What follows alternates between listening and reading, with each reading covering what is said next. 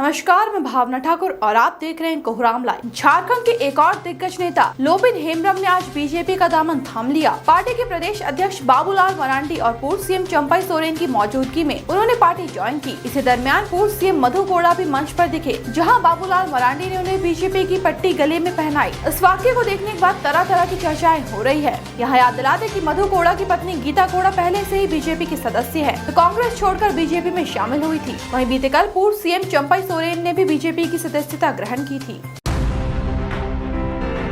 कोडरमा के लाड बहिया जंगल में बेदरा लहूलुहान हालत में दो लोग मिले। उनके शरीर पर गहरे जख्मों के निशान थे। इनमें से एक की मौत हो चुकी है, वहीं दूसरा जिंदगी और मौत की जंग लड़ रहा है। मृतक की पहचान चतरा के हेमराज के रूप में हुई। वहीं आकाश कुमार की हालत नाजुक है। सदर अस्पताल में उसका इलाज चल रहा है। इधर मृतक के परिजनों के मुताबिक दोनों युवक मुंबई से आने वाले किसी यात्री को रिसीव करने 2 दिन पहले कोडरमा स्टेशन के लिए निकले थे। अचानक बीते कल आकाश के फोन से घर वालों को फिरौती के लिए कॉल आया। फोन पे के जरिए अपहरणकर्ताओं को कुछ रकम भी दी गई, लेकिन शनिवार सुबह हेमराज की मौत की खबर मिली। घटना को किसने और क्यों अंजाम दिया, फिलहाल इसका खुलासा नहीं हो पाया है। बताया जा रहा है कि कोडरमा जाने के क्रम में उन्होंने 2 लड़कियों को लिफ्ट भी दी थी। मौके पर पहुंची पुलिस जांच में जुटी है। वहीं पुलिस का कहना है कि अभी कुछ भी बोलना जल्दबाजी होगी।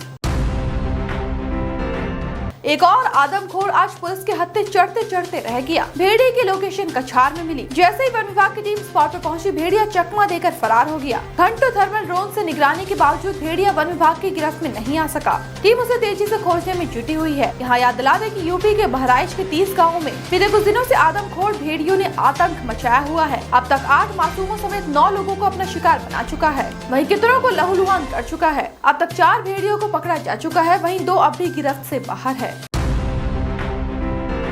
पेरिस पैरालंपिक 2024 के तीसरे दिन भारत ने 5वां मेडल जीत लिया।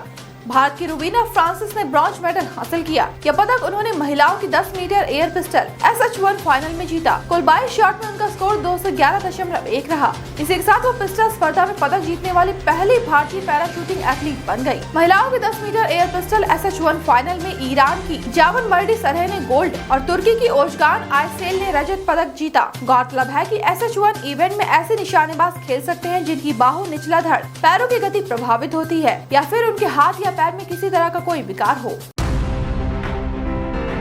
भारतीय निर्वाचन आयोग ने हरियाणा में विधानसभा चुनाव के लिए मतदान की तारीख में बदलाव किया है। नई घोषणा के मुताबिक अब हरियाणा में 5 अक्टूबर 2024 को मतदान होंगे। पहले वोटिंग 1 अक्टूबर को होनी थी। वहीं जम्मू कश्मीर और हरियाणा विधानसभा चुनावों के लिए वोटों की गिनती अब 8 अक्टूबर को होगी, जो पहले 4 अक्टूबर को होनी थी। जम्मू कश्मीर में वोटिंग पहले से तय डेट के मुताबिक ही होगी। किसी धार्मिक कार्यक्रम को लेकर हरियाणा में चुनाव की तारीखों में बदलाव को लेकर कई राजनीतिक दलों ने आयोग से अनुरोध किया था, जिसके बाद ये बदलाव किया गया। केंद्रीय मंत्री और बेगूसराय से बीजेपी सांसद गिरिराज सिंह पर हमले की कोशिश की गई। एक शख्स ने पहले उन पर अभद्र टिप्पणी की। जब नेताओं ने इसका विरोध किया तो उसने गिरिराज सिंह को मुक्का मारने की कोशिश की, लेकिन समय रहते सुरक्षा में तैनात कर्मियों ने आरोपी को पकड़ लिया। उसकी पहचान मोहम्मद सैफी के रूप में हुई। वो एक वार्ड पार्षद है। यह घटना तब हुई जब गिरिराज सिंह बेगूसराय के बलिया प्रखंड में जनता दरबार के दौरान लोगों की समस्याएं सुन रहे थे। घटना पर गिरिराज सिंह ने कहा, मैं इससे डरने वाला नहीं हूँ। देश को 3 नई वंदे भारत की सौगात मिली है। वीडियो कॉन्फ्रेंसिंग के जरिए पीएम मोदी ने इसका उद्घाटन किया। ये ट्रेनें मेरठ, लखनऊ, चेन्नई, एगमोर, नागरकोइल और मदुरै बेंगलुरु कैंट के लिए चलेगी। मेरठ से लखनऊ के लिए वंदे भारत सुबह 6:35 पर मेरठ से खुलेगी। इसके बाद 8:40 में यह ट्रेन मुरादाबाद रुकेगी। यह ट्रेन 2:45 बजे लखनऊ पहुँच जाएगी। वहीं 16 कोच वाले चेन्नई, एगमोर, नागरकोइल वंदे भारत चेन्नई एगमोर स्टेशन से सुबह 5 बजे रवाना होगी और 1:50 पर नागरकोइल पहुँचेगी। इसी तरह 8 कोच वाली मदुरै बेंगलुरु कैंट वंदे भारत मदुरै जंक्शन से सुबह 5:15 बजे खुलेगी और दोपहर 1 बजे बेंगलुरु कैंट पहुंचेगी। वहीं वापसी में 1:30 बजे बेंगलुरु कैंट से रवाना होकर रात 9:45 बजे मदुरै पहुंचाएगी।